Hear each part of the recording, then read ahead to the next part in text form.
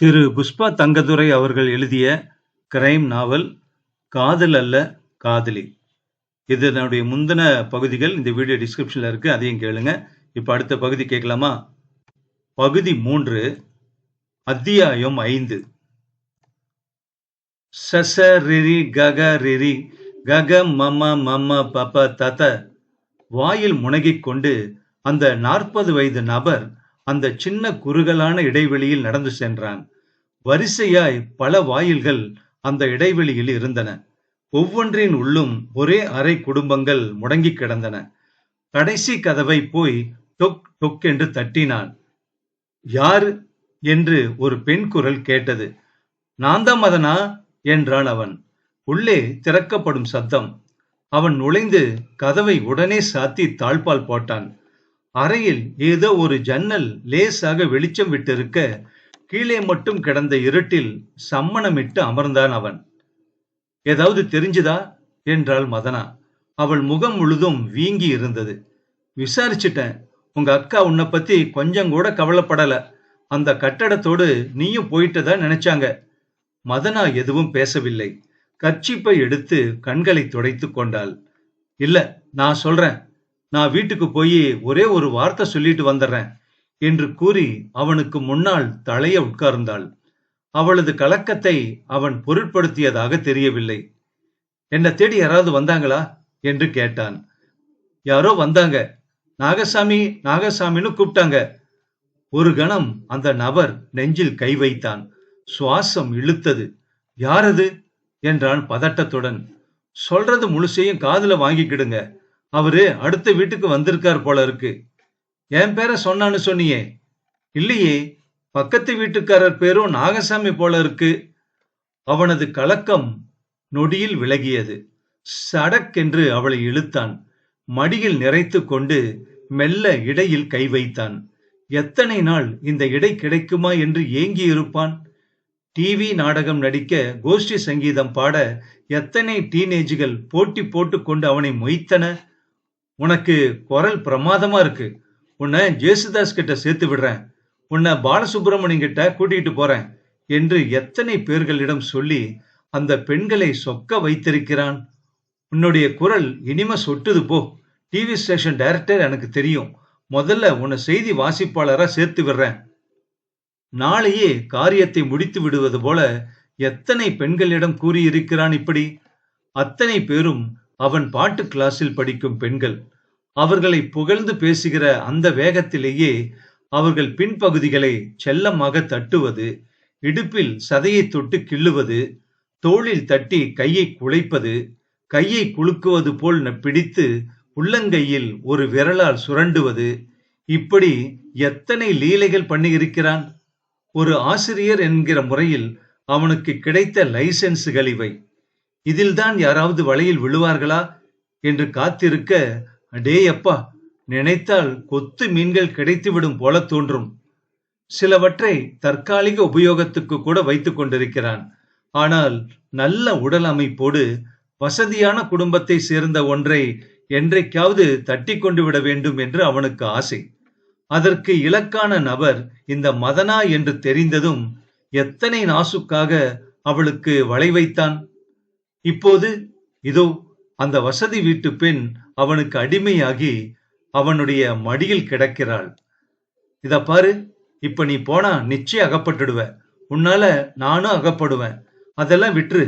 என்ன லவ் பண்றியா இல்லையா என்று கேட்டான் சாந்தமான குரலில்.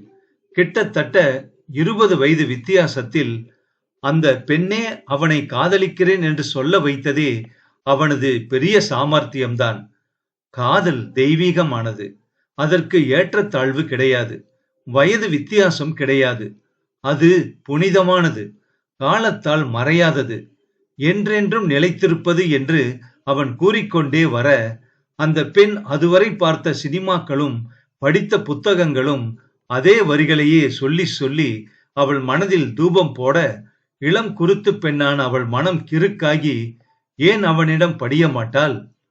அப்ப உங்க திட்டம்தான் என்ன என்று கேட்டால் சினுங்கிக் கொண்டே. நாளைக்கு ஊட்டிக்கு போறோம். போய் உல்லாசமா கொஞ்ச நாள் இருந்துட்டு வரலாம்.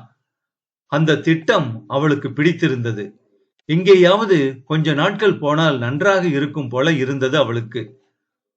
ஆச்சரியம் சார், யாரும் நாகசாமிய பார்க்கலன்னு சொல்றாங்க என்றான் லிங்க். சிங் தீவிரமாக ஒரு கடிதத்தில் ஈடுபட்டு இருந்தார்.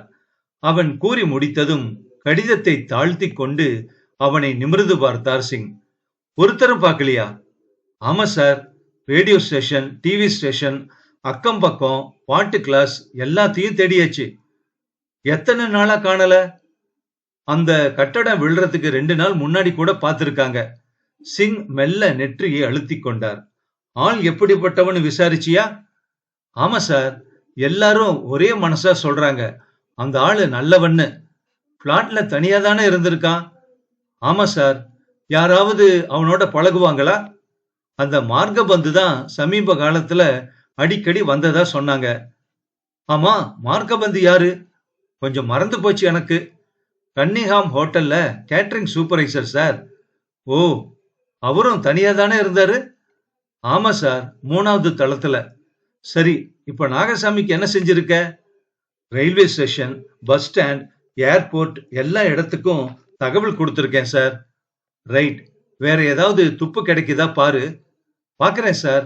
அப்புறம் அந்த காதலனை கண்டுபிடிச்சிட்டேன் சார். சிங்குக்கு பக் என்று கோபம் வந்தது. அதை அடக்கிக் கொண்டார். அந்த பெண் நித்யாவிடம் தீவிரம் காட்டுகிறான் இவன். காட்டட்டும், இளவயது, கொஞ்சம் மயக்கம் இருக்கும். சரி, யார் அது?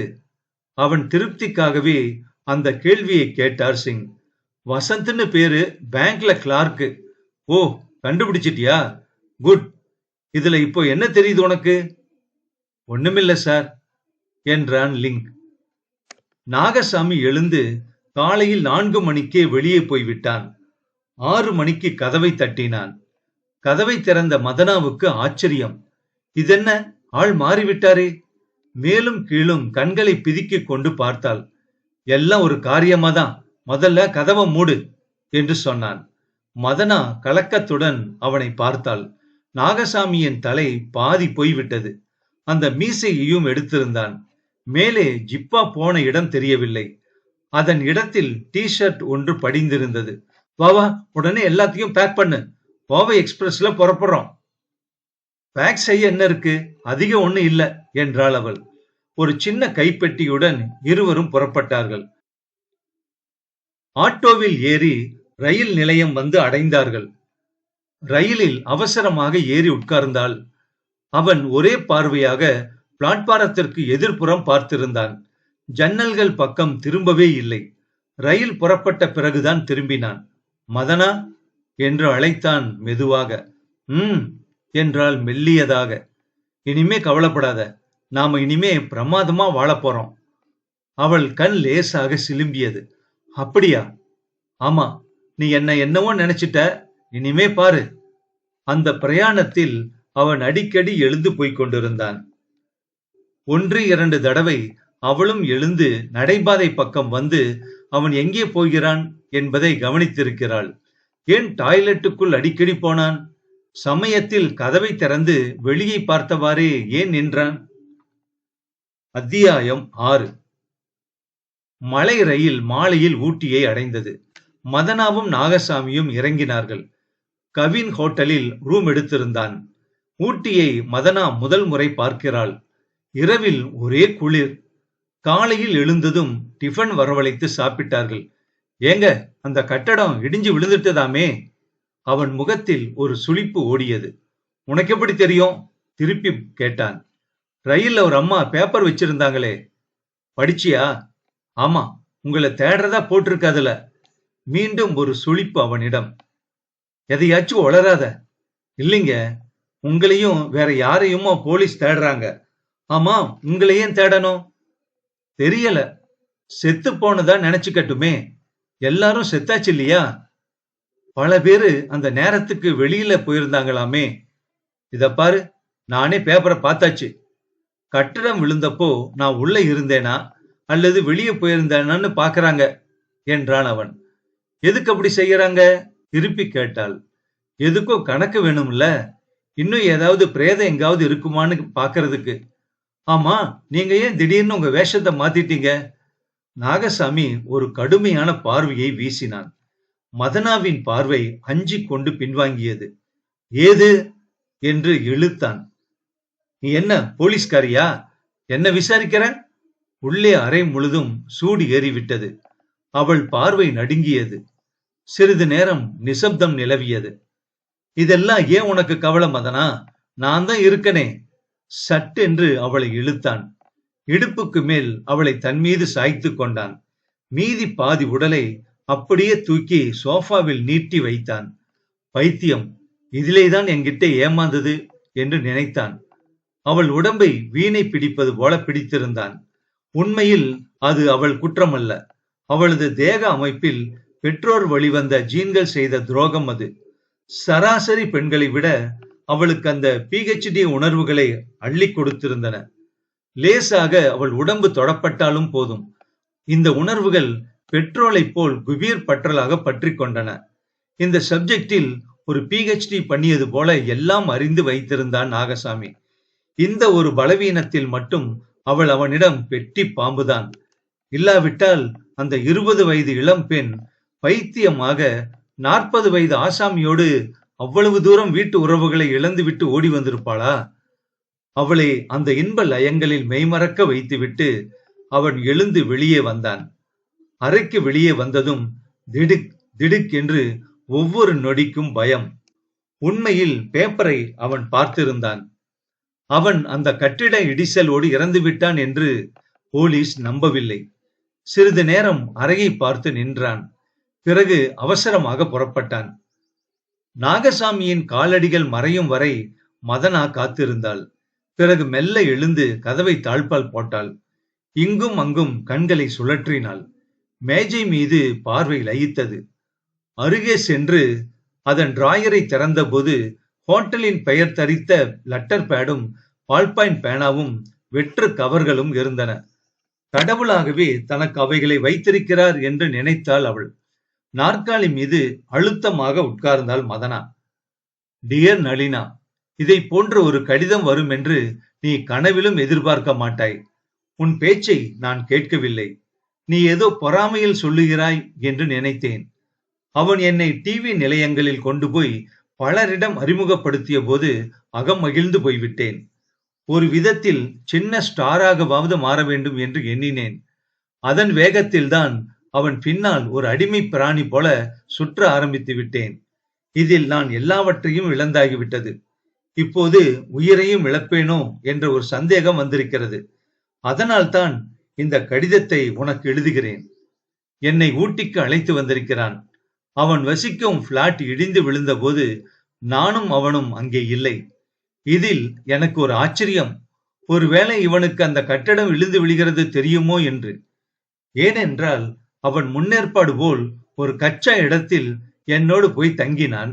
இப்போது கட்டிடம் இடிந்து விழுந்து விட்டதால் இவன் ஒரே உற்சாகத்தில் இருக்கிறான்.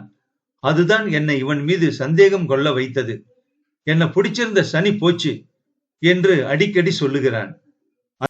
அந்த விபத்தில் அவனும் இறந்ததாக கருதப்படுவான் என்ற ஒரு சந்தோஷமான எதிர்பார்ப்பு அவனிடம் இருக்கிறது. அவனும் இறந்தான் என்று அறியப்பட வேண்டும் என்ற எண்ணம் அவனுக்கு அதிகமாக இருக்கிறது. என்னை இப்போது ஊட்டியில் இந்த ஹோட்டலில் தங்க வைத்திருக்கிறான். அடுத்து அவன் திட்டம் எனக்கு தெரியாது. அவன் சொற்பேச்சை நம்பி என் நெக்லஸை நான் போட்டுக்கொண்டு இங்கே வந்துவிட்டேன். எனக்கு அவன் மீது நம்பிக்கை குறைந்து வருகிறது. அவனிடமிருந்து கலன்று சீக்கிரம் வந்து விடுவேன். உன் அன்புள்ள மதனா. கடிதத்தை கவருக்குள் போட்டு மூடினாள். ஸ்டாம்பு வேண்டுமே. எழுந்தாள். ஓ, அது வேண்டாம். போஸ்ட் ஆபீஸில் டியூ போட்டால் போடட்டும். டியூ முத்திரை குத்தினால் நிச்சயமாக நளினா கையில் போய் சேரும் அந்த கடிதம். கதவை திறந்து மெல்ல வெளியே பார்த்தாள். எச்சரிக்கையோடு வெளியே ஹோட்டல் முகப்பில் உள்ள தபால் பெட்டிக்குள் போட்டாள். பெட்டிக்குள் போட்டுவிட்டு அவசரமாக திரும்பினாள். ஒரு கணம் யோசித்தாள். மனதில் ஒரே படபடப்பு. இப்போதே இந்த இடத்தை விட்டு தப்பித்து போனால் என்ன? முடியுமா? 2 வழிகள் இருக்கின்றன. ஒன்று ரயில், இன்னொன்று பஸ் ஸ்டாண்ட். 2 இடத்திலும் அவளை தேடி வந்து விடுவானோ? திரும்பி பார்த்தாள். ஹோட்டலையும் அறையையும் பார்க்கும் போதே பகீர் என்றது அவளுக்கு. மனசு கேட்கவே இல்லை. மதனா, தப்பிவிடு, தப்பிவிடு என்ற ஒரு குரல் அவள் மனதுக்குள் கேட்டுக்கொண்டே இருந்தது. கால்கள் தாமாக வெளிவாசலை நோக்கி போக ஆரம்பித்தன. தடும் இடும் இதயத்துடன் வெளிவாசல் வந்துவிட்டாள். குளிர் விரைத்தது. வெளியே ஒரு குழிவான இடம் வழியே பாதை ஓடியது. கட்டிடங்கள் தள்ளி தள்ளி இருந்தன. நகரங்களில் உள்ளது போல நெருங்கியே இல்லை. நடந்தாள். நடந்து கொண்டே இருந்தாள். நல்லா பாருங்க என்றார் இன்ஸ்பெக்டர் சிங். பல் டாக்டர் ராகவேந்திரா போர்ஷெஃபுடன் விளக்கில் அந்த பல்வரிசையை நீட்டினார். திரும்ப திரும்ப பார்த்தார். நோ மிஸ்டர் சிங், இது மதனா இல்ல. வேற யாரு? தெரியாது. தீர்மானமாவா? ஆமா, தீர்மானமா. அந்த பெண்ணுக்கு முன் இடது வரிசை பல் இல்ல. இது முன் வயது வரிசை பல் தான். சிங் திகைத்தார். டாக்டர், சொந்த அக்காக்காரி அடையாளம் காட்டுறா. காட்டுனா என்ன? பல்ல எடுத்தவன் நான் தான். என்கிட்ட பல்வரிசை படமே இருக்கு. சிங்கின் முகத்தில் நிழல். ஜனா என்றார். ஜனார்த்தனம் ஓடி வந்தார். இதை அடைச்சுக்கோங்க. சிங்கும் டாக்டர் ராகவேந்திரனும் மார்ச்சுவரியை விட்டு வெளியே வந்தார்கள். டாக்டர் விடைபெற்று தமது காரில் ஏறிக்கொண்டார். சிங் யோசனையோடு வந்து ஜீப்பில் தாவினார். அப்ப அந்த பொண்ணு இல்லைன்னா அவ வேறு யாரு? அது போகட்டும். இப்ப நாகசாமிய சுற்றி எழுப்பிய அத்தனை யூகங்களும் தொப்புன்னு விழுந்துருச்சே. மதனா எங்க போனா? நாகசாமி எங்க? சாப்பிடு என்றான் நாகசாமி. ஆகட்டுங்க என்றாள் அவள். அவள் குரலில் சுரத்து இல்லை. வெளியில் போன அவளை குளிப்பாதை செல்லும் வழியில் ஏய் என்று அதட்டும் குரல் அசரீரி போல கேட்டது. அங்கும் இங்கும் திரும்பி பார்த்து கடைசியில் மேலே பார்த்தாள். மேலே போகும் ரஸ்தாவில் நாகசாமி நின்று கொண்டிருந்தான். முதலில் கடுகடு என்று காட்டிய அவன் முகம் அடுத்த வினாடியில் புன்னகையாக மாறியது. அப்பா, எவ்வளவு நடிப்பு அவனிடம்! எங்க புறப்பட்ட? சும்மா இப்படி வாக்கிங். உள்ள இருக்க முடியல. வெளி எங்கும் போகாத, திரும்பிடு. அவள் மரியாதையாக திரும்பிவிட்டாள். அறைக்கு வந்ததிலிருந்து ஒரே தவிப்பு அவளுக்கு. மதனாவின் மனது 1000 மைலில் சென்றது. அந்த காஃபியில் ஏதாவது கலந்திருப்பாரோ? அவர் ஏன் காஃபி வாங்கி வர வேண்டும்? ரொம்ப அக்கறையாக அவளிடம் கொடுக்கிறாரே. மயக்கம் மருந்து இல்லாட்டி விஷம் இதுல போட்டிருப்பாரோ? சாப்பிடு சொல்றேன் என்றான் நாகசாமி கோபமாக. அவள் மேஜை நோக்கி வந்தாள். படக் படக் என்று மனம் எகிரியது. நாற்காலியில் உட்கார டெலிபோன் மணி அடிக்க அவன் எழுந்தான். போனை நோக்கி போக அந்த கணத்தில் அவள் நினைத்து அந்த 2 டம்ளர்களையும் மாற்றி வைத்தாள். நிமிர்ந்த போது நெற்றி வியர்ந்தது. நல்ல வேளை அவன் கவனிக்கவில்லை. போன் பக்கத்தில் போய் முதுகை காட்டி நின்றான். தயக்கமாக ஹலோ என்றான். மதனா அவனை விரைப்பாக கவனித்தாள். வினாடிகள் பயங்கர மெதுவாக ஓடின. ரூம் நம்பர் 33 இது மேடம், 43 இல்ல, சாரி. போன் வைத்தபோது அவன் முகத்தில் வந்த நிம்மதிக்கு எல்லையே இல்லை. மகிழ்ச்சியை ஒரு காலை வெயில் போல் அடித்துக்கொண்டு மேஜை முன்னால் வந்து உட்கார்ந்தான். குடி, நானும் குடிக்கிறேன், நீயும் குடி. அவள் குடிக்க அவனும் குடித்தான். வா, வெளியில போலாம். இருவரும் புறப்பட்டார்கள். அவள் அடிக்கடி அவனை பார்த்தாள். ஏதாவது நடக்குமா? வெளியே வந்தார்கள். மூடு பனி ஒரு திரை போல கிடந்தது. ஹோட்டலின் முகப்பை தாண்டி உலகம் மறைந்து விட்டது. அவளது தற்போதைய கவலையையும் தாண்டி ஒரு மகிழ்ச்சி வந்தது. ஊட்டியை இப்போதுதான் முதலில் பார்க்கிறாள். பனிக்குள் நுழைந்தார்கள். அத்தனையும் சில். தலைப்பை இழுத்து போர்த்தினாள். தனி ரோடில் நடந்தார்கள். நேரம் ஏற ஏற பனி தூர்ந்து கொண்டிருந்தது. அங்கங்கு காட்சிகள் டெக்னிக் கலராக வந்தன. மூச்சை நிறுத்தின. கண்களை விரித்து பார்த்தாள். அரை மணி போவதற்குள் எலும்பு குருத்துக்குள் குளிர் ஒழுகிவிட்டது. இந்தாங்க, திரும்பலாமா என்று கேட்டாள் மெதுவாக. இன்னும் கொஞ்ச தூரம்தான், அங்க வந்து பாரு, அசந்து போவ. அவன் சொல்லுவதை கேட்டு நடந்தார்கள். ரோடு நின்று ஒற்றையடி பாதைகள் கிளை பிரிந்தன. இதென்ன? அத்தனை மரங்களும் ஓங்கி எழுந்து ஆகாயத்தை மறைத்து கூடு கட்டியிருந்தன. திடீரென்று அந்தி நேரத்திற்குள் வந்தது போல இருந்தது. செழிப்பின் அபரிமிதத்தை பார்ப்பதில் மனம் திக்கு முக்காடியது. சீக்கிரத்தில் இடது பக்கம் திரும்பி 20 அடியில் வந்து நிற்க பூலோகமே 1000 அடிகள் கீழே போய்விட்டது போல் இருந்தது. ஆமாம், ஒரு பரந்த பள்ளத்தாக்கு அது. கீழே விரிந்து கிடந்தது. அவர்கள் மேலே விளிம்பில் வந்து நிற்க செங்குத்தான சரிவு ஒன்று கீழே விருட்டென்று அதல பாதாளத்தை நோக்கி இறங்கி இருந்தது. விளிம்பு அருகில் வந்து நின்றாள் மதனா. ஆச்சரியத்தில் விரிந்த அவளது வாய் அடுத்த கணம் அச்சத்தில் விரிந்தது. அவள் படக்கென்று திரும்பி ஓட முயன்றாள். ஆனால் அவளது முதுகின் சோழியை அவன் இறுக்கமாக பற்றி இருந்தான். அவள் முதுகை பிடித்து திருப்பினான். மறுகணம் அவளை கீழே தள்ளினான். அவளது ஆ சத்தம் கீழே அவள் 100 அடி பறந்து போகும் வரை கேட்டது. கீழே போய்க் கொண்டிருந்தாள். புள்ளியாக சிரித்து போய்க்கொண்டே இருந்தாள். இந்த நாவல் அடுத்த பகுதியில் தொடரும்.